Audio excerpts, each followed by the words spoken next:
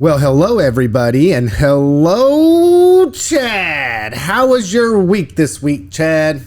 It's been good week. Good week? You know, never thought I would say this sentence.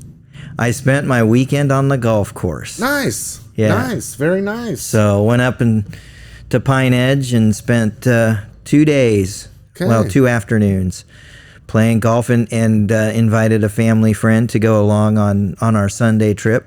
You're welcome anytime, Lance. Hey, send me a message when you go out, because what's like we talked about last week, I got me some golf clubs and I'm looking to go out and learn, try my hand at some golfing. Yep, and Pine Edge is the place. I'm telling you, that is the place to learn. All due respects to Sand Creek Station. I got a 14-year-old who just yesterday looked at me and said, "We got to go. Can we go on Friday night? We got to go because I think I can get a par." Yeah. And he's like, 1 hole par, right? Yeah. He's like, "I think I can par number 9." I'm like, "Okay, all right, I hear you." So, yeah, right. and there's a couple others around that we want to give a try to. Yeah. I want to relive a little of my childhood and go play up on Peabody on the sand green course. Well, I mean, probably any golfer will tell you that when you're starting out, you don't necessarily go to the golf course that semi-pros play at or pros play at. I mean, I'm just gonna say, well, I mean, I would go out there for lessons. Yeah. I mean, seriously, I mean that would be a good place to do lessons. Yeah. Because the pros out there can teach people. Yeah. I'm hitting the driving range first. They got a driving range out there. Yeah. And you can work your clubs out and stuff. I think like Sand Creek, it's $10. So if you're thinking about going out there, for me, because I live in Newton, and trying to practice, that's probably a fair price, decent, distance. I'm not gonna have to drive anywhere to really do that. So that's accommodating, and I think that's a great option that they have, because for me, that's really going to be where I hone my skills. Yep. But as far as going out on a golf course itself, I probably wouldn't go pay. I don't know what it costs, but I'm not gonna pay a whole lot. About $45. So that's not bad, but at the same time, like. I'll probably try my hand at golfing at some place that most people are not going to be, so they don't watch me. Yeah. Be like, "Wow, did this guy just pick up a golf club?" Yes. As a matter of fact, they did. Yeah. Yeah. I love it.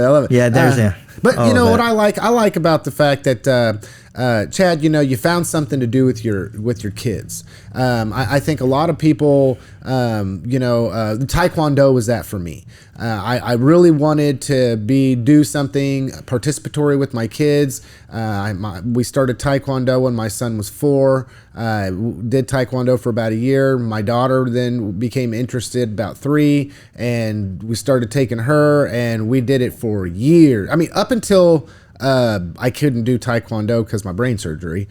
So many years. That was something that I just enjoyed doing with my kids. And the thing that I liked the most about it is as a parent, I love cheering my kids on when they're doing things right. But you can't go play baseball with them. You can go throw the ball with them, and you can, do practice and stuff, but you're not going to go play a game of baseball with your kids. You're not going to go play a game of football with your kids. You're not going to, but as far as like Taekwondo, that's something that adults can do, that extracurricular activity, but they can also do it with their kids, alongside their kids. And golf is the same thing. Maybe Frisbee golf, maybe horseshoes. I mean, there's some things, but I'm always looking for opportunities like that to be able to say, hey, you could, what are you doing with your kiddos? Well, you could do Taekwondo.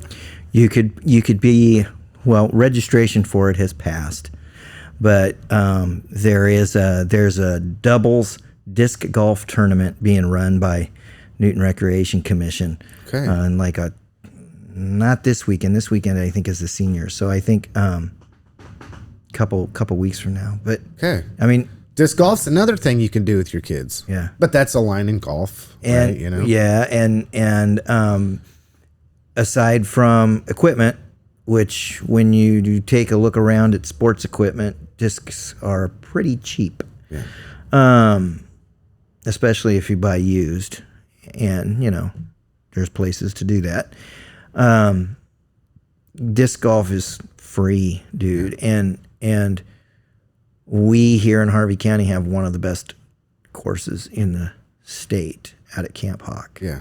And that's free. Yeah. Just walk in and go. Well, and that was interesting, not to go over to the county commission, but when I was there at a county commission meeting and they were in their early sessions of their budget hearing, the Disc Golf Association, I think is what it was. I'm sorry, KDGA. guys. Yeah, but they showed up in a pretty big group of people, along with kids too, and they were just wanting a little bit of help with funding for the Camp Hawk course. Yeah. And you know, it really, it's a great course, but needs some help over time. It doesn't, it doesn't matter what we're talking about. You can establish something great. Yeah. It takes maintenance. Yeah. It takes a commitment over time to make sure that it remains great. Yeah. So yes, it does have some needs. Yeah. Well, and they got a little bit of funding. Place. They got a little bit of funding for their project, and then I think the commission said, hey, you know, for what you asked, we'll look at giving you half, and then from there, we'd like you to go out and raise those funds. Now, the budget is not final, obviously. Correct. So whether they get that in the end, I'm not sure. It seems there's conversations about how the budget can be cut. If you want to look at it that way, and hopefully, in my opinion, I think that would be an adequate place to spend some public funds because it's for the public good, and it appears that there are a lot of people that want to participate in that. On top of the fact that people of all ages can participate in that, it's well used. It brings more usage to the park. They've got some pretty unique things going out there. So if you're a disc golfer and you want my opinion on it, I would say that's a go. And if you want to get some meat and potatoes into our conversation, none of the budgets that are going on right now are final. Yeah. Right? Yeah. None of them. So I just don't got blow your done. lid yet, people. I just got done on I think it was in our Tuesday paper about looking at one of the proposed budget cuts for the city. And Parks. I saw that. Yeah, and how that could affect some of our city parks. Yeah. And you know, it doesn't sound like much. They wanted to put 4 new swing sets in 4 different parks. Mm-hmm. So they were going to expand or add to the park offerings. One of those was Military Park. Okay. Okay, makes sense, because really when you call Military Park a park, you kind of ask, well, what kind of park is it? Mine is just going and sitting in some shade space. Yep. And, you know, as I was looking at that, it was, I think, somewhere around 97 maybe, that they shut down the wading pool that was in Military Park. Yep. They had multiple wading pools at that time, and they're all gone. Yeah, I know. So it was about 97. And then in 2017 is when they tore out the playground equipment that was in Military Park. And that playground equipment was getting used. Yeah. But they didn't feel like they had the money in the city budget at that time to replace it. And it was in desperate need of replacement. Yeah. So instead of replacing it, they just got rid of it. Yeah. So now you go... What was that? 20? I said 17. So now you go 7 years into the future, and you know the Parks Department is like, "Hey, we would love to add some swing sets in there." Well, and it also makes sense. Got a brand new library sitting there. That's right. Things changed and evolved. Right. So, yeah. So you know, let's look at putting a swing set in there, and that is right now it's on the chopping block. Yeah. What was unwritten in that article is where some of that conversation was going, you know, a week before, which was there's this fairly large transfer of funds from the city to Sand Creek Station Golf Course. Okay. And we had a couple of commissioners who were questioning whether or not they should make that entire transfer or even make that transfer at all. And if they reduce that transfer or eliminate that transfer, does that mean they could then fund all of the park improvements that were being talked about, which was 4 swing sets? Tough discussions, man. I mean, those are very hard discussions. Well, they are, because I was just going to say, per social media as usual, I'm just going to be facetious here and a little bit sarcastic. So what you're telling me is that the city's going to close down some parks. No. Is that? But that's what I heard. That's what I read. Well, that's what my neighbor told me. But my neighbor told me that I need to go up to the city and complain because they're gonna shut down parks, Chad. That's what they told me. I know. But did you know they already decided they were going to shut down parks? Well, maybe instead of talking to your buddy across the street, you should talk to me. I was at the freaking meeting. Just saying.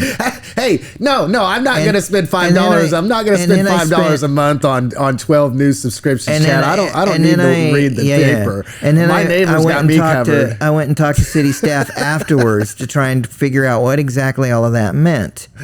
Okay, I gotta laugh when I went and talked to city staff afterwards to find out what some of this meant, that's when I found out that there is and this is not. There's no budget cut that is affecting this right now, but there's another playground area, and it sits directly south of the municipal pool in Athletic Park that is scheduled for replacement next year, and they're not entirely sure if there'll be enough funds in the park's budget to actually replace it. They're going to take that park south of the pool and just do away with it? That was never discussed. What is being discussed is whether or not there's enough money in 2025 to replace it. If there's not, it's probably just going to sit there for another year. So what you're saying, Chad, is that they're going to take it out. And then they're going to raise your taxes. They're going to raise our taxes anyway. Are they raising your taxes? Because what I read in the newspaper said that they were looking at a 1 mil reduction because of the... But your tax bill is still going to go up. Okay. Because the assessed property value on your property is going up. Okay? You just confused me. I don't understand. All I know is that my taxes are going down because they're going to give me one less meal that I have to have, and that you just said that they were going to take a park. Your taxes are not going down. And they were going to tear the park out. Are they doing away with Athletic Park altogether? Lance, I'm just saying, you just need to stop. I listened to the person down the road, and they came to my house and they Lance, told me that you need to stop because this, you know how this conversation is going to get parsed out by some people, and you are sending all the wrong messages. I'm just joking. I said it. I led with the disclaimer that said I was being facetious. All right. But you know how that works. But this comes back to this, okay? I mean, really, I really have to say this, okay? For somebody that wants to be so involved as myself, that wants to make sure that I'm getting clear, accurate, credible information, and you either do that by going to the source or going to a credible source, such as a newspaper of some kind, being able to digest that information, have critical thinking skills when it comes to that, take your own bias out of the situation, and then see it for what it is, not what you think you want to hear or what somebody else may or may not have told you, and you be the fourth person down in the line. Because I'm confused now that Themian Park is going to see these improvements, or potentially, but yet, well, why are they cutting funds out of... Why are they going to take all the wading pools out, Chad? Themian Park is just an entirely new, different situation. Themian Park is going to be a public-private partnership. Oh, that's different. And the city is not going to be paying for Those that. are bad. Public-private partnerships are bad, No, they Chad. are not bad. They are amazing. All right? Okay, so public-private partnership. Okay, I mean, we're gonna throw public. Okay, so public-private partnership is why we are going to have when school starts, and this is another story that was in that Tuesday newspaper that I see going up. That's looking pretty sharp here. Yeah, we're gonna have an electrical program out at Newton High School. Yeah. And they're gonna use their partnership that they already have with Hutchinson Community College, and a new partnership or an improved partnership with K Electric. Okay, K or Kansas? I'm sorry, Kansas Electric. It's Kansas okay. Electric. I just didn't want for anybody My to brain maybe, is just shot. that's a little clip that we could take out, Chad. So here's Kansas Electric that steps up, and they're like, dude, we need electricians. We need to be able to hire people. We can't hire people. Yeah. How do we go about finding or creating people? Yep. And they turned to USD 373 and said, you guys have this great tech ed program. Can we add electrical to this? Yes. What's it going to take? How do we do this? And you know what? They were good about this. They went to everybody and said, hey, you guys are having problems hiring. We think that we want to partner up with the Trade Center, and we want to start people down this road, and it's called a pathway, so that we can hire them right out of high school. Oh, yes. I mean, that's what we want to do. You interested in getting in on this deal? Yes. And most of them said no, or just were, for whatever reason, didn't join in the effort. Yeah. That's their loss, because, you know, we're not talking about them. We're going to be talking about Kansas Electric. Yeah. So now, you know, the story is that the classroom's going to be ready. Yeah. They've got 10 kids that are already enrolled. And they haven't even opened it up to HCC yet, and HCC is looking at maybe putting 5 in there. Oh, they would. So when school starts, we're looking at 10 to 15 students that in 2 years are hireable by all of the electrical firms around here. Let's talk about a pipeline here, Chad. I want to talk about this pipeline. The core, one key factor, or a core thing that you have to be able to grow an economy when it comes to industry is workforce. You have got to have a skilled workforce. And what we are able to do in Harvey County is to sell that, to market that to other entities who are looking for places to put their industry and say, hey, we have the workforce. And not only do we have a workforce, but we don't even have to compete necessarily, because over the next 10 years, if we've got 10 kids in there a year, let's say 10 kiddos in there a year, then over the next year, we're going to have 100 different journeymen or skilled labor electricians that are able to go out into the workforce. What does that do for your economy? It boosts your economy. See, a lot of people talk about economic development, but what they don't understand is how you achieve it. And one way that is absolutely imperative that you have to have, is a skilled workforce, and to ensure that your skilled workforce will grow. That is why I'm a huge fan of our trades. That's why I myself personally experienced it. I graduated from welding technology program through Brooks Trade Center. My son is doing the CNC machining programming. You know, you got an electrical pathway now. I'm hoping that when GAF gets here, I believe it. I know I could almost say it to be true, that there's a potential for them to partner with same thing and be able to have roofers. And so this discussion, we're poisoning ourselves for 5 years from now to have a powerhouse of opportunity for economic development to grow based upon a skilled labor force. And that discussion of us creating our own labor force through the Trade Center in Brooks is a part of almost every economic development meeting with a prospect that happens in Harvey County. Yep. 100%. And it's been that way for a really long time. But Chad, I'm for economic development. I'm going to grow economic development. How are you going to do that? That's the question. And you're going to do that. Okay, so here's how you're going to do it. All right. Number one, we have to remain committed to our trade center. Absolutely, 100%. Absolutely have to. Here's number two. I'm going to use some dirty words. Uh-oh. Tax abatement. You gotta come to grips with and understand how they work and why they're such an important tool. Well, I have heard a lot of people have I don't mean to be critical. I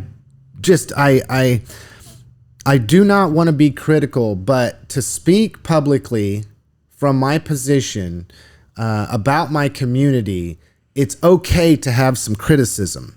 And the criticism that I'm going to have is based upon individuals that want to have something to say about something that they don't know anything about, or that they're absolutely misunderstanding on how it works, how it affects a community, what are the positives, what are the negatives, and then realize that it's not all tax abatements all the time, but that we have a skilled group of people through our Harvey County Economic Development Team that strategizes, has these conversations, works on a regional level to find out whether or not a company is a good fit for us, not a fit for us. There is so much, and we get back into this social media world. So I am not a candidate for office. Someday I might be. But at this time, I am not a candidate. I know you've aspired to in the past. Well, I've thought about we it. talked about the Marion. But, Dang, they're elected. The problem is to actually become a candidate, I would have to quit my current job, and it pays the bills. Maybe not very well. You don't want to but be it does candidate, pay Chad. the bills. But let me just be really blunt.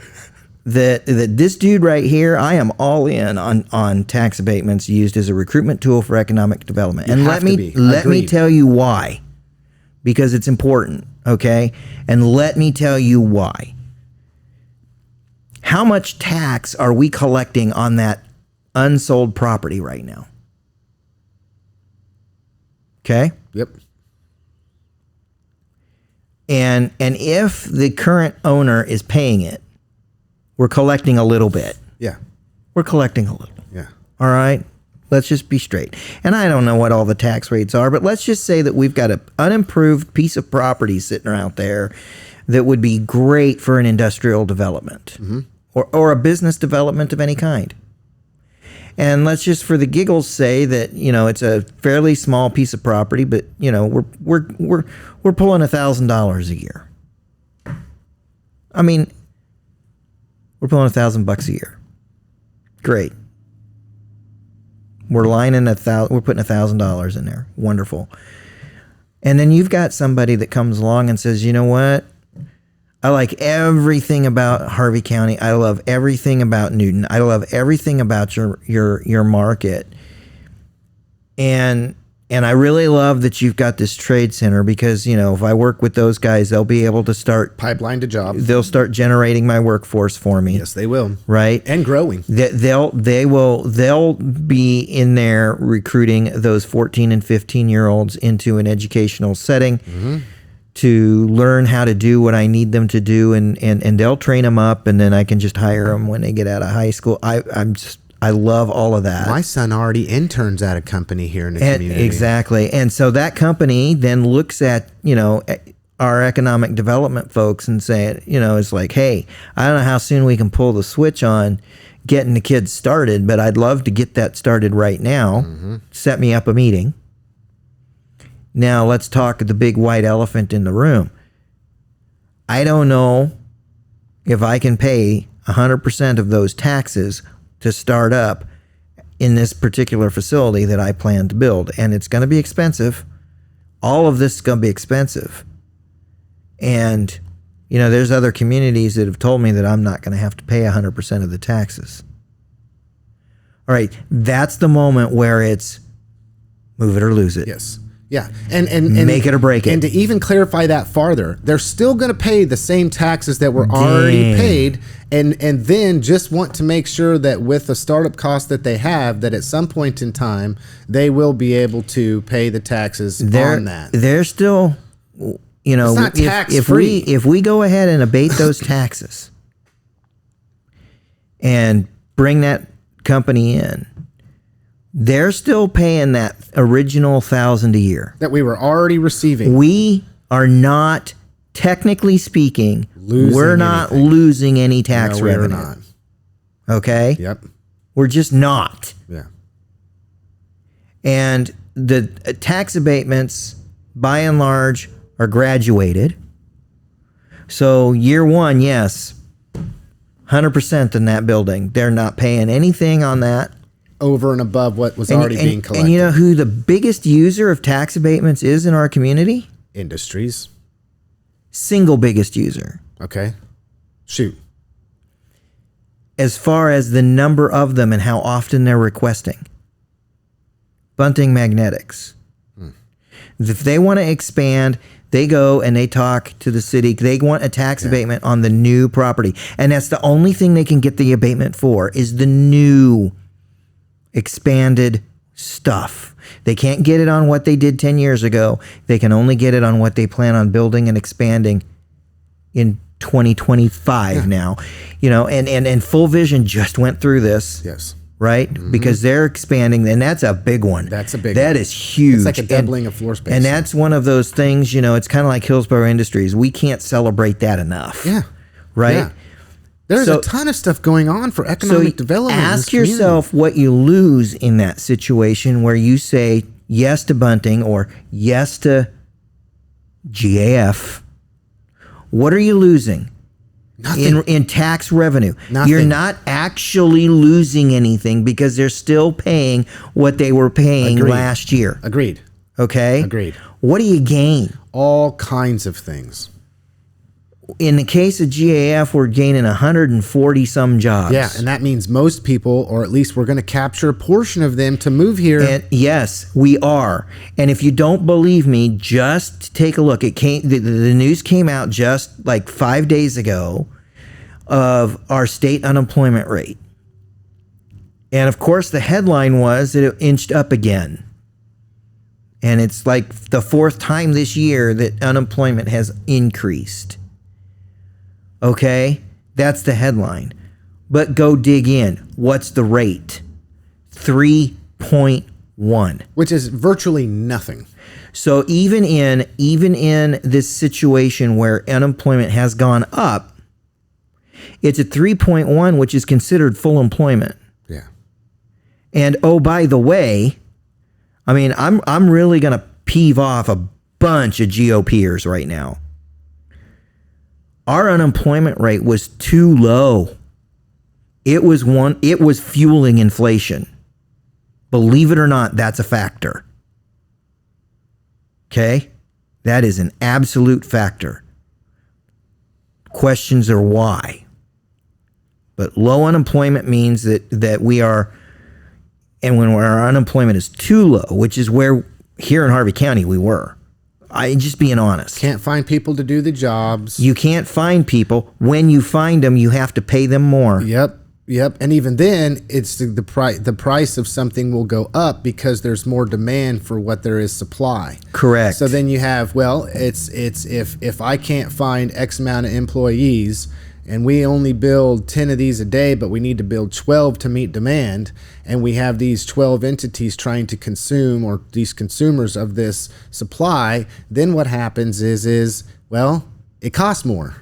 It just costs more because there's more demand for supply. It's like if you only have, and this goes back to economic development and something I mean, and I'm not being critical of people, but anyway, trust people that know what they're talking about. I mean, like Chad is right now giving a textbook. This is Econ 101. Yes, it's Econ 101, and so. But people will tell you that they're against tax abatements because that means that people don't pay taxes, right. Chad. And where that unemployment thing started was here. When your unemployment is at full employment, and you've got somebody like a GAF coming to town, where are they going to find their people? They're not. Because the people that are needing to work, wanting to work, we're already working. Correct. So how are they going to get their people? Number one, they're going to have to pay more. Okay? Yep. Let's not be wrong in things. When you're attracting somebody like a GAF, one of the things that attracts a company that's not in Kansas to Kansas is the fact that because the cost of living around here has always been lower than about anywhere else, companies pay less to all of us who are working. Yeah. That's just a... And it's to be just the way it totally works. fair, if your average house cost X and you're making this, yes, somebody that may quote unquote be getting paid less than someone in California or some other state somewhere, it's not apples to apples, oranges to oranges. It's, if you want to talk California, yes, okay. If you want to talk California, I have a cousin that is a sheriff's deputy in California, and I've been begging him to move out here because it's safer here. Yeah, you know. Do we have crap out here? Yes, we do. But we don't have cops getting shot in the face literally every single day. Yeah. And I want so desperately for him to move here because we do not have that. It's about his safety. Yeah. It's about him being there for his kids, and it's about him being there for his wife. And I have said this over and over and over again because every time we talk about it, he's like, you guys don't pay for squat. Yeah. And every time we talk about it, I'm like, dude, you're almost done with your mortgage. The resale value on your house is nearing $1 million now.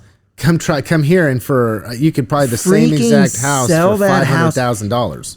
Freaking sell that house for $1 million that you were going to have to sell it for. And oh, by the way, it's a 3-bedroom.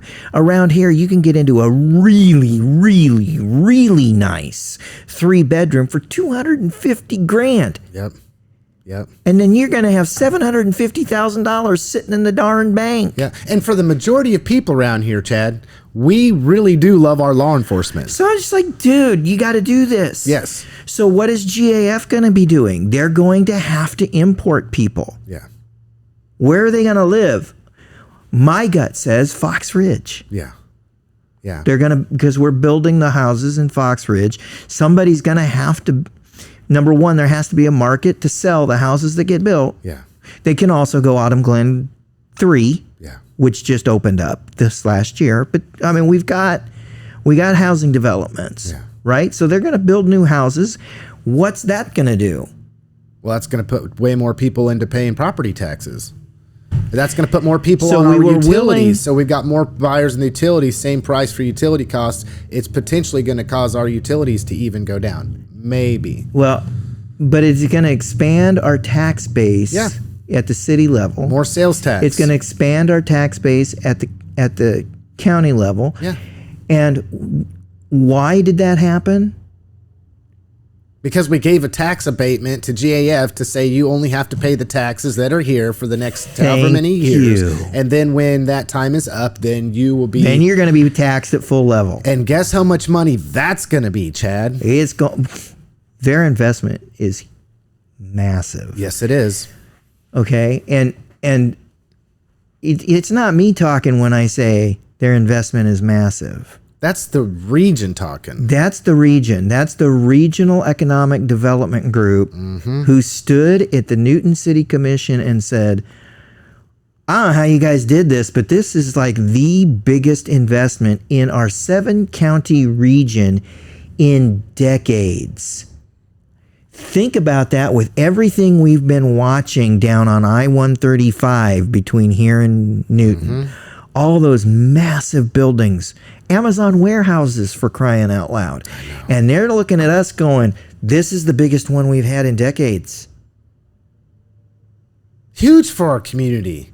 Huge win for our community. Are we going to be collecting that massive tax windfall in one foul swoop? No. But it's coming. But that's not how it works. You know, it's like once again, I go back to one of the very first episodes that you and I had. I know I've mentioned it on episodes with Sissy. I know that I've said it over and over and over again, and it's a nice little nugget that was given to me by Newton City Commissioner Leroy Kane. And one time I was up at the YMCA. It was very early on. I wanted to be involved. I think this was a little bit before I ran for Newton City Commission the first time. I knew who Leroy Kane was. I went up to Leroy Kane and I asked him, hey, Leroy, I have a question, okay? I really think this, and this needs to happen. And it had to do with taxes. And I've been out here talking with people. I know that taxes seem to be high in the community, and I want to know, like, what can we do to change that? And this was the nugget that he gave me. Lance, okay? An economy or a community is like a big ship on the ocean, okay? It's moving along, right? You can't just turn and do a 90-degree. Right. It doesn't work that way. That's not how it works. The changes that you want to see are good changes, and I understand where you're coming from. But you have to remember, how do you turn a ship? You take a few miles. It says 1 degree at a time. And that's the truth. And over the last 6 years, here we are, and we've had our times where we've had our ups and our downs and whatever the case may be. But it's because of all these investments that were made years in advance to poise ourselves to be in the situation that we are. You know, another thing I think is just totally interesting. And then I'm going to go on social media a little bit here, okay? You know, countless times, I mean, it's toxicity at its best. We countless people, when there's something negative to latch onto, like for instance, I'm just so inconvenienced about the road improvements. Okay. The railroad tracks. Well, that's going to really be something else, right? Or the entrance to Quick Trip. The entrance to Quick Trip. Okay, we'll go with that. Okay. I loved that discussion this week. How inconveniencing, right? How horrible is this that, they've got half of the lanes downtown cut off and everything. And it's like, yeah, okay. But when it's finished, how many people get on social media and say, man, this road's really nice. I really like this road. Don't. You know what? I know that it took a little bit, it inconvenienced us all for a little bit, but the truth of the matter is, well, we're not going to have to worry about this for the next 10 to 15 years. So your little bit of inconvenience that you suffer today, or for the next month, or for a couple weeks, you turn that around and you realize, well, they're not going to have to redo the railroad tracks on Main Street and Broadway for the next 10 or 15 years. So my car's going to drive across it better. It's going to be less damage on my vehicle. I wonder how much the city's paying for that, because, somebody's going to get on there and talk about how the city shouldn't need to do that. I saw somebody make a post that said they should just go ahead and build an overpass. Well, for you, I would like to know, do you have any concept how much it would actually cost to be able to build an overpass, whether it's even physically possible to do that? Let's say we decide we're going to do that at First Street. It's not really our decision because, there's another player in that game, which is the railroad. So then we have to get, and it's like people. I mean, I'm being nice, Chad. So I mentioned Quick Trip. I mentioned Quick Trip, but I think that it provides a wonderful example of what you're talking about. Okay. Because this week there's people all over Facebook and social media complaining, and they think they're advocating for Quick Trip here, which is the really wild part. Mm-hmm. That construction crew moved in to start working the First and Spencer intersection, where that intersection is going to be improved, and there's going to be a light put in over there. And when they moved in, they blocked off what is the main entrance off of First Street to Quick Trip. And I checked this morning, that's still blocked off and still closed. Now, here's the thing. They think they're advocating for Quick Trip because it's harder to get in and out of that business now. Now, and that's true. It is harder to get in and out of that business right now. That entrance is not the only entrance. Mm-hmm. Okay? And it requires you to think beyond, I can't park right in front of the front door if I do it this way. Okay? Newsflash, you can't always park right in front of the front door at any business that you go to. So, and that Walmart included. So, and so they're like, I don't think people are going to go in there now. Well, if you really want to go in there, you can get in there. Is it hurting their business? Probably. For a short period of time. When they redid the medians over here at what is that, Windward, Arby's, they lost 25% year over year for the first 6 months. Okay, because it's no longer I can't just, if I'm coming from the south, I can't just turn left. I have to go through the Walmart parking lot. And is it an inconvenience? Sure, it's an inconvenience. But doggone it, if you want that French dip, you're going to have to figure out how you're going to get in and out of there. Yeah. Okay? And honestly, that's not the way that you're expected, and it's not the way it's designed, going through the Walmart parking lot. And now with Starbucks, and I'm getting into the weeds. Yeah. But anyway. But I'm with you. I'm tracking you. So they think they're advocating for Quick Trip. You just keep right on advocating for Quick Trip. Okay? But don't give me the, do you think they knew this would happen? Yeah, they did. Quick Trip didn't know. Because that stoplight that's being installed, they're paying for a lot of it. They asked for it. They told the city they wanted it. Yeah. And they're helping pay for it. Yeah. Oh, I'm there. So don't give me the, do you think? Yeah, no, they knew. Yeah. And they're fine. And so what is it about it? I mean, I come back to it. It comes full circle to what we were talking about. Yes, it does full come circle. And here's where it comes full circle. Quick Trip knew. They wanted it. They wanted it. They helped pay for it. And they're willing to sacrifice some business over the course of the next few weeks because they're thinking long term. Yeah. And they know long term, this is what's best for them. Yeah. Yeah. Right? Agreed. So they are willing to allow for that street to be torn up for several weeks. You know, you go back to the first C-Clip program, Main Street was torn up for how long? Yeah. And the businesses downtown couldn't do anything about it, but guess what? They're recovering now. Yeah. And they knew. They all knew Yeah. that this is what was going to happen. Yeah. And they also all knew that this is what's for the best. Long term. Okay? Did we lose some in that short period of time? I think we did. But hey, but it's going to have to be done at some time. Exactly. It's not like it's exactly. At some point, these things need to get done. It has to be. Right? You have no choice. We can't just continue to let it deteriorate. And not only that, but people forget that our main street is also K-15. Correct. Okay, so it is a state highway. That's why it's hard to close it down for a parade. You know what? I've had a very, very small, now I mean very small group of people, like 3, that maybe 4, that have criticized me for things that I've said on this program before, as though I'm being critical of people. And how I said something, right, would be, just talking down on people. But it's, and that was never my intent to begin with. If you're halfway educated and you go look up books, you'll go look at the Webster's Dictionary to find out what words I used, you'd realize that I was not actually being negative to anybody. I was just speaking truth. But kind of like when I called my daughter ignorant the other day. Oh, I can't believe you talked to your daughter like that, Chad. That is a word that has become so loaded. I cannot believe that she would just be that way. She got really angry, and then I sat and I looked at her and I said, well, if you understood what the meaning of the word was, you wouldn't take offense to it. You would not be taking offense in this situation because it's exactly what's going on. And Did you just call her an idiot? She looked at me and she goes, excuse me? And I said, ignorant means that you are not educated about something.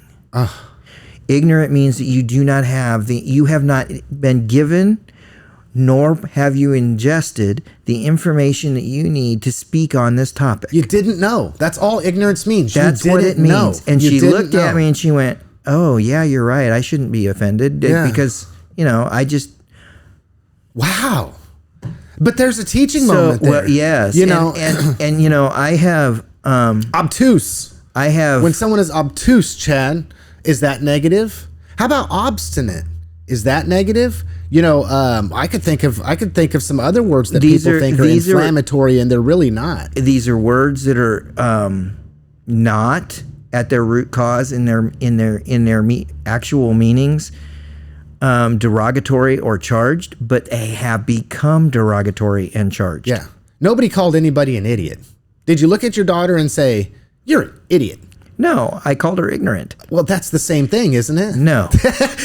And then we're back to your lack of understanding what ignorance actually means is ignorant in and of itself. I've been on a kick and I've been on a kick for a while now, and it's getting deep. There's another set of words that I'm going to start using and taking out because I've been on the kick of making sure that the correct word is being used for what's going on. Mm-hmm. Mm-hmm. Here's one, and this showed up during the wind energy debate. And I started hinting around during the wind energy debate at home that I was going to start changing some of the language I was using. And I'm not talking about 4-letter words, man. I'll never get rid of those, not without God's help. Yeah. You mean you're not perfect? You should just go to another church where they have perfect people. There's a difference. Then you'll be perfect. In meaning between how the word listen is used and what it means. Mm-hmm. And I started noticing this because it's like I kept hearing I kept hearing people look at the county commission and say, would you just listen to us? That is not what you want, because that's what they're doing. That's right. Hear, listen, and obey. So here you go. Okay. Hearing means that you hear it. Correct. Doesn't mean you listen. Listen is a process in which takes place where you have reflective thinking with critical thinking skills, right? Then, because someone doesn't do what you say or do what you think they should be doing, then they're not, what is the word? Obeying. So if I tell you something, right? You hear the words that I speak. Whether you're listening to what I'm saying, that's something different. And then from listening, whether you act out with your own physical will of choices to be able to accommodate what they feel you should do, is whether you're obeying or not. Yes, and I that's a breakdown, yes. isn't it? That's called good communication. And I personally failed at this just this week, because the boys, Tuesday was one of those hot days, and I get home from work and I walk in and like, let's go to the driving range. Let's go to the driving range. I'm like, it's too hot. It's like 105 degrees outside. 5 minutes later, Dad, come on, let's go. No, you're not listening to me. Yeah. That's not what was happening there. Yeah. Yeah. They were listening. They heard me. Yeah. They're not obeying. They're not carrying out what I'm telling them. Yeah. As the authority figure in their life, they are not obeying the authority figure in their life. Well, and there's also a yes. So and we a change have of perspective. And when you get into social media, I'm gonna bring it full circle for you. You go back into social media and you take a look, right? Most of the people who are on there moaning and groaning, it's because that whatever they're speaking out about, they don't feel that they're being obeyed. They feel like they need to be obeyed. That comes back to why people feel that they're not in control of something. So let's go to John Van Meter, of all people. Okay. He seems to understand Love this the guy. Yeah, I do too. He seems to, whether he and I have never talked about this. Yeah. But he seems to understand this concept very well. Because during the last public comment section, he was talking about, driving around town and taking down the addresses of people who haven't been mowing their yards. Yeah. And, all during that, it was obvious that as he was talking to the commission, he was feeling heard and listened to. Yeah. And then he made this statement that he had given these addresses to the environmental office, and the environmental office was doing something about it. Well, they're obeying him. Yeah. And he's thankful for all of it. Yeah. And the language he's using, he's talking, he's looking at the commission, and it was obvious. He was thankful to just be heard and listened to. Yeah. And then he's thankful that he's being obeyed. Well, that there's action behind it. Right. He's being obeyed. So obey is the correct word. He's understanding the concepts, right? Yeah. All through this conversation, he's understanding the concepts. Yeah. Now, there's somebody that I hope, and I'm pretty sure he understands the concepts, that when he's feeling like he's got to bang his head against the wall with these kids that he's going to be dealing with over at Chisholm Middle School, and Officer Jeffries, you're going to be banging your head against the wall a lot. That age group is that age group is tough. Got a new one to wear him But down. he's a former drill sergeant who's going to be a school resource officer. Yeah. Don't tell me he doesn't have some clue as to listen, hear, and obey. Yeah. And I'm pretty sure that his heart is going to be broken a lot with the kids who just refuse to obey. Yeah. No, do not bring that vape to school. Yes. You cannot do that. Yeah. And I'm just hopeful. But it goes back to the family structure. Boy, we could get into it deep. I am hopeful that he's one of those guys that when he looks at that kid and he's like writing the ticket and referring them over to juvenile intake, I'm hopeful that he's one of those guys that will look at the kid and say, listen, man, I know you heard me. I know you listened to me. next time maybe you ought to obey me. Yeah. Or even then, and let's say this, obey the rules. Obey the authority figure somehow or another. They're in that place for a reason. Whether it's like I always used to tell my kids, man, we've already burned almost an hour, Chad. I know. Okay. Obey is another one of those words. Oh, that's a trigger. I don't have to obey you. I don't have to obey the rules. It's rebellion. Yes. Right? When there's an entity in place. See, this is what people don't understand, is that people of the past had a good understanding of the benefits versus the negative, the pros and the cons of incorporation. Okay? Just like you go back to 1888 when my house was built, and you can tell, all right, there was a cistern there. They probably had a well of some kind. At some juncture, they decided, the public good did, that it was best for everybody if we had a municipal water system. Now, fast forward to 2024, and people have everything to say, especially about the utility bill in Newton, but yet they're forgetting the fact that you get clean, purified drinking water that comes into your home that you can enjoy, that you can ingest, and it won't make you sick. It takes no effort on your behalf except to turn the water on. You get to take clean showers, sometimes hot showers, sometimes cold showers, whatever your preference is, as hot as you want it or as cold as you want it. And then you get to go to the potty in the potty receptacle, and you get to flush that potty down the drain, and it goes where it goes, and you don't have to worry about it getting cycled back through into your drinking water to poison everybody through dysentery, I think is what that's called. I mean, it's like, I'm not being critical, folks. I'm not being critical of individuals. What I'm asking for is, because I do care about my community. I am somebody who loves education. I am somebody who absolutely loves communication. Okay? It goes back to the fact that let's raise the water level.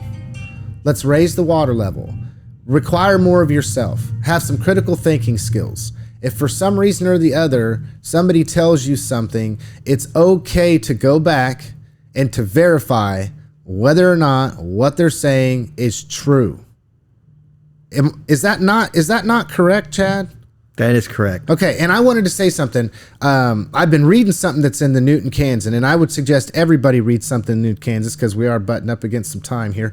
I want everybody to go, and honestly, I'm just going to say it outright. Subscribe to the Newton Kansan. It is $5 a month for 12 online subscriptions. It's a credible, reliable news source that is almost on, I'm going to say on point, dang near 100% of the time. And I think you could even say, Chad, that there's times where you've had to correct yourself or whatever the case may be. I misquoted Brian Basque last week.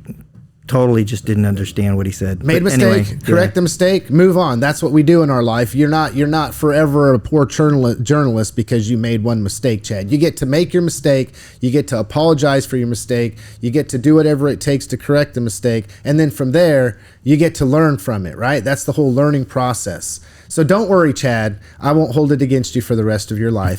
But go to the Kansan. Look up, it's www.thekansan.com. That simple. Subscribe to the Kansan, okay? Then once again, except for the minor instances that we all know Chad will correct himself on, you get a reliable, credible news source, and you can be informed about a lot of this stuff. Just take the time. Take the time. Be somebody that cares. Do not allow for somebody to lead you astray. Well, don't allow for people to lead you astray. You mentioned the utility rates. When those conversations occur and with what they're going to do, we'll be reporting on it. Yeah. And quite honestly, I don't like the phone calls that come 6 and 7 months later. My bill just went up. Did you report about this? Yes, as a matter of fact, I did. I reported on it when the decisions were made. $5. Okay. Harvey County Fair. That's this weekend. Why are they having 2 weekends for the Harvey County Fair, Chad? I reported that in April. $5. I'll say it again. $5. I'm reporting that again this week, but I reported it in April. Yeah. Okay, so I'm just telling you, and I'm not everywhere. I can't be, but I'm going to do the best I can. $5. I mean, I don't know how to say it any clearer. I mean, you're starting to sound come like on. You're starting to sound like the kid in Better Off Dead. I want my $2. And you know what? I know we don't do this often because this is a partnership between the Kansan and myself, because I love you, Chad. You're Chad Fry, the Kansan guy, and I'm Lance with Harvey County Talk, and we have the HC Talk discussions once a week. But I have to, Chad, say that recently the Harvey County Now put out an article that had to do with this hubbub that's running around with this Texas PAC that many have seen flyers that have come out that are getting ready to vote. It's called Red PAC, Rural Economic Development PAC. And I would suggest, it's a free article. Go check out the Harvey County Now and see what they wrote. Because what that's going to do, Chad, is that's going to take the wind out of some individual sales that want to try to manipulate that around through people that don't understand what a PAC really is, how they operate, and that candidates have nothing to do with the PAC. Right. You answer a questionnaire. I wouldn't even had to answer a questionnaire, and that PAC could have came and advocated against me because I was a person that maybe wasn't for lower taxes. Maybe I wasn't somebody that was for individual property rights, and they could have sent out a mailer that said, don't vote for this candidate because he's not for individual property rights. He's not for lowering your taxes. He's not for government transparency. Vote for the other person. But they didn't. And I would have no control over that one way or the other. Correct. And the reason that we did not report on it was the timing. The election has already started. Voting is in effect. And what would you have said, Chad? Tell me just give me a basic rundown. So that way, it's not just coming from Lance. I would have spent. What is a PAC? Does a candidate and a PAC have anything to do with one another? I haven't read what Adam wrote, so I'm taking your word for it. Mm-hmm. Okay, but based on what you have discussed with me, he was very responsible in what he did. It's just the timing for us. When voting starts, we shy away. People need to go make their decision. Period. So, I don't get into political weeds during voting. What I would have done is I would have written about what a PAC is, how a PAC operates, and stressed quite heavily the fact, because you're not the first candidate that's come along that has come to me and be like, ugh. Okay? I mean, I didn't have anything to do with it. Of all people to have that conversation with, I had that conversation with Mark Rhodes at one time. Mm-hmm. He was very frustrated with the PAC. Bottom line, candidates have absolutely no control, and 90% of the time, no contact about PAC mailers before they go out. No idea they were sending a mailer out. I answered a questionnaire. Right. That's how PACs operate. They do not. I mean, candidates have absolutely no control. You see, there's no strings attached, Chad. They make their decision as to who they are going to support. Yeah. And they also make their decision about how they're going to do it. And that's why, I'm going to be honest. I had lots of frustrations when it came to Mark Rhodes, but that wasn't one of them, because when he and I had that conversation about a PAC, he was red in the face, angry over mailers that were going out about the people running against him. And what could he do about it? Nothing. He could do nothing. He had no control, and he was really concerned about and honestly, he should have been really concerned about how it was going to affect his image. These things were so bad. You mean that it's not just business as usual to be nasty, deceiving, lying, and slandering the other candidate? That's not just politics as usual? That's just not how elections work? Candidates can do that on their own if they want to. Yeah. Okay? Yeah. Candidates can do that on their own if they want to. I'll quote Heartland for you again. Heartland Season 1, Episode 2. It's really hard to keep your hands clean when you're slinging the mud. Yeah. And candidates can do that, and they can roll up their sleeves and get their hands dirty if they want to. And in the case of Mark Rhodes, if he wanted to, he would. Yeah. In the case of anybody, if they want to, they will. But a PAC came in and did it, and he was concerned and frustrated. And God love him for being that way. Yeah. Right? Yeah. But he had no control. Absolutely none. And every candidate who is being honest about a PAC will tell you they have no control over it. But that means that you have to actually know that yourself. And that just means when somebody comes to your door and says, this person is giving donations to this candidate or is giving them in-kind donations or whatever the case may be, that you can look them square in the face and go, that's not true. What you're saying is not true. You are absolutely being dishonest about what is taking place here. And I tell you what, it's not that way, Chad. I would just stress to people. It's very sad. And this is kind of the summary statement I'm going to make on this whole issue. Candidates, and I don't care who the candidate is. I don't care if it's the guy sitting across the table from me. I don't care if it's the person that's running against you. I don't care if it's somebody for school board. By the way, PACs are coming to school boards too. Oh yeah. All local elections. It doesn't matter who the candidate is. When there's a PAC involved, the candidate has no control. And over and over and over and over again, PACs send out mailers that candidates know nothing about. They find out about them when they show up in their mailbox. Yep, same as anybody else. And it's ridiculous. But that's how it's operating. Yeah. PACs have money. PACs are spending it. Because if they don't spend it, when they go back and ask for more money, they won't get it. Yeah. Yeah. And so 100%. and they are involved in so many places, it's very difficult for them to make contact with everybody. Yeah. So they pick their race or races. Oftentimes races. They question their candidates or the candidates that are in those races. And oh, by the way, if you want to know any candidate's contact information, just go to Harvey County Vote. It's on there. Yeah. I mean, I can send emails out tomorrow to every candidate. Yeah. And I probably will be sending, well, after Tuesday, I'll be sending out emails again. Yeah. To candidates that are on the ballots. And it's all there. And if I can get it, so can the PAC. Yeah. And the PAC's going to use it. And again, the candidate at the end of the line here has no control over them. They're going to do whatever they want to do. That's agreed. And they're going to, and some of their practices are, wow. Well, I can say this. They'll go rate a candidate's Facebook for photos. And they don't even ask. Yeah. Mm-hmm.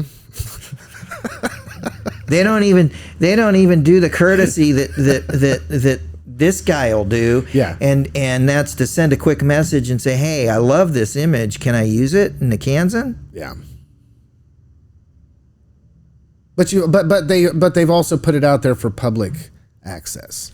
Still check. You know, if you don't want for your picture to be out, well, yeah, we could just. If I were running for office and some PAC was coming in on me, you know, number one, I know for sure I have no control over it.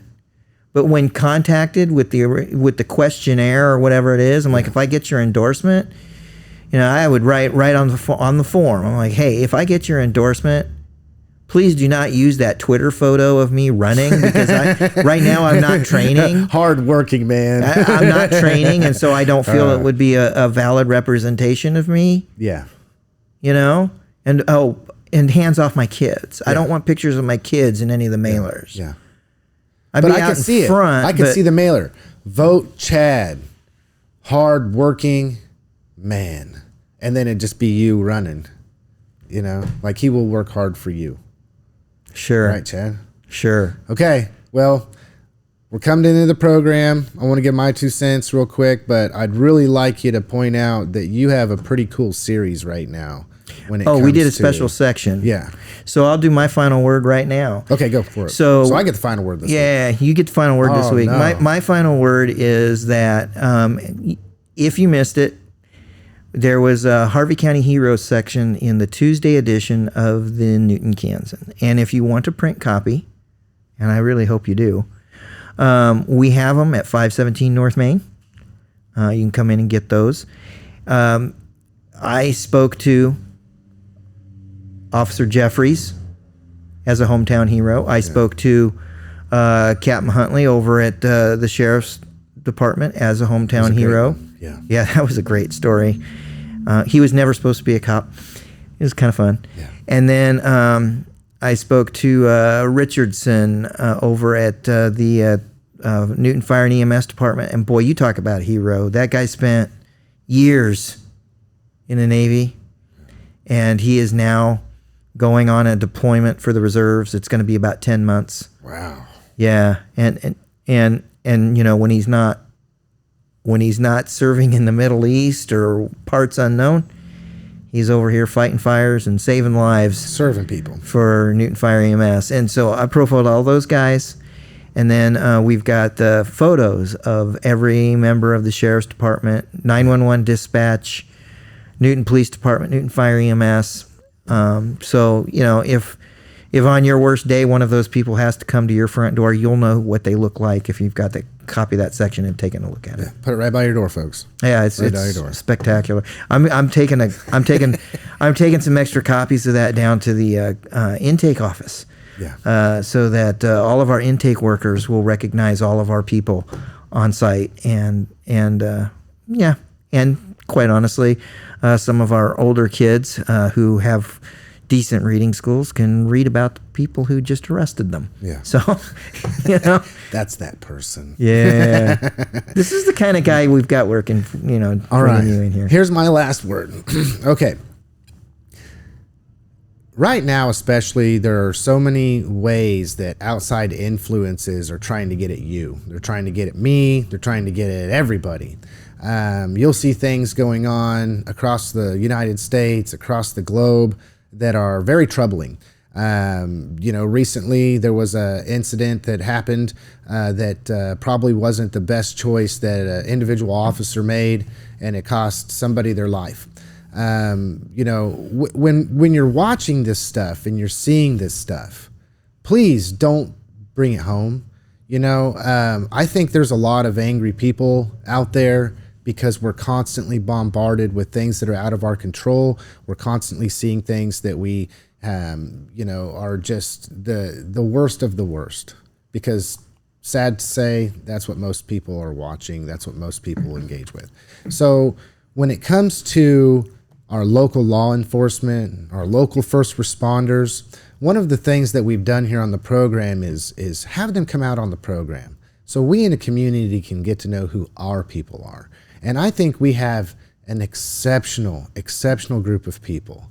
We've got an exceptional group of people that choose to serve us, that put their life on the line for us, and like Chad in his article, make sure and get out there and read it, see them, understand who they are, and just to look forward to other episodes that are taking place that we're going to be having with more first responders. There's a great one coming up of a great man that I've been waiting a long time to interview here on the program, and you'll just have to wait and see who it is. But I guess that's all for this week, everybody. We'll catch you next time.